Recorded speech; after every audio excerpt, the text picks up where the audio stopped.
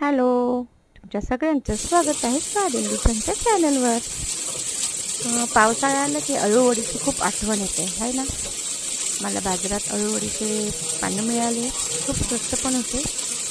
मस्त अशी मी अळूवडी बनवली आहे. तर चला काय काय केलं मी सांगते. मुगाची डाळ रात्री भिजत घातली, सकाळी त्यात लसूण आणि हिरवी मिरची टाकून वाटून घेतलं, कढीपत्ता पण, आणि त्यात थोडं मीठ टाकलं, साखर टाकली, लिंबूचा रस टाकला आणि प्रत्येकी पानाला पण मी लिंबू चोळून घेतलेला आहे. आणि एक पान सरळ एक पान उलटं असं प्रत्येकी ठेवून मी त्याला ते मुगाच्या डाळीचं पीठ लावत गेली आहे. असे 4 किंवा 5 पानांचा थर तुम्ही करू शकता. बरीच लोक डाळीच्या पिठात पण बनवतात, पण बरेच लोकांना त्याच्याने त्रासही होतो. म्हणून मी मुगाची डाळ भिजली आणि त्याचं केलं, खूप छान लागत होतं.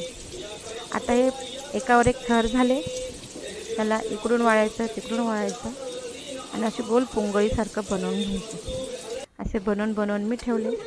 ताटाला थोडं तेल लावलं, कढईमध्ये गरम पाणी टाकलं, त्यावर हिंग टाकली आणि त्याच्यावर हे मी असं शिजवून घेतले आहेत छान. हे बघा, चाकूला बिलकुल चिपकत नाही. फक्त 5 ते 10 मिनटात रेडी झालेले आहेत. आणि असे मस्तपैकी, याला आमच्या गावाकडे ना पाथरे पण म्हणतात. याचे छान छोटे छोटे तुकडे केले.